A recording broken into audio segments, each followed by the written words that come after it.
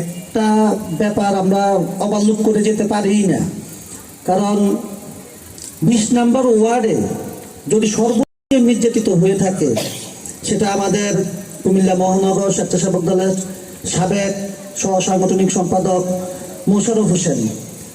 সমস্যা ছিল তখন আমি অনেক ছোট ছিলাম, তখন আমি জসিমউদ্দিন কাকু সহ অনেক সত্তার অনেক মুরব্বী আসিয়া এই আশ্রয় কেন্দ্রকে তাদেরকে কিভাবে আশ্রয় থাকবে, বসবাস করতে পারবে সেই ব্যবস্থাটুকু আমরা করে দিয়ে গিয়েছিলাম।